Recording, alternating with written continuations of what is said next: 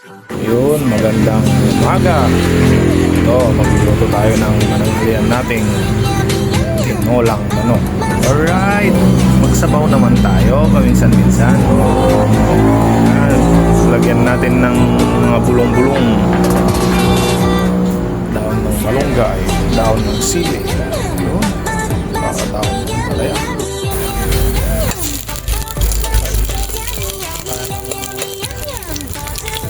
Bawang singko, tsaka tuya.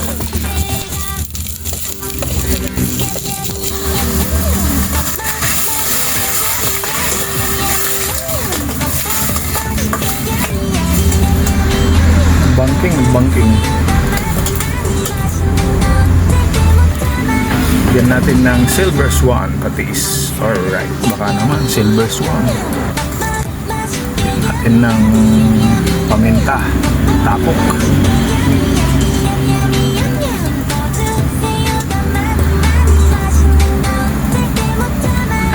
Yan natin ng patis.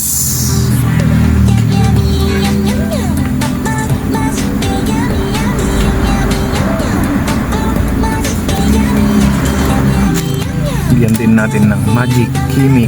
Alright.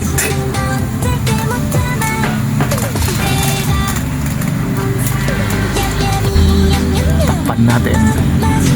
Ayan. Para maluto naman ng maigi. Makapagsabaw tayo ng sarap. Pagkatapos ng 5 taon, buksan na natin. Yun. Walimuyak. Bango. Lagay natin yung 3 siling haba green. Yun. Sabawan na natin. Sarap yung sabaw na marami. Kaya lagyan natin. Yun. Oops. Siguro mga 10 taon o kaya 20 years. Alright. Paano natin?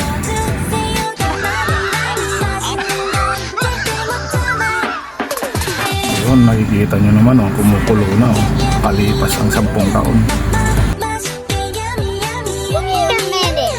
Okay, yun,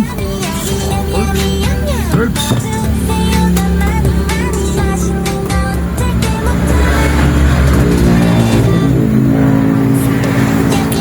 Tikman natin kung okay na yung lasa.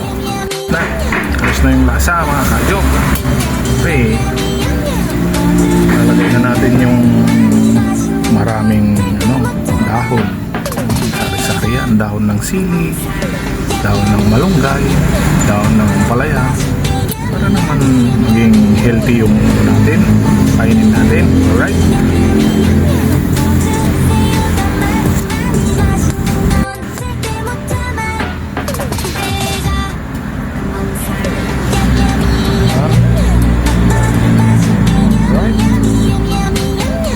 pananghalian natin. Sarap. Yan. Pwede na yan. Kumukulo-kulo na. Kaya let's go. Hindi na tayo mamaya. Thank you for watching.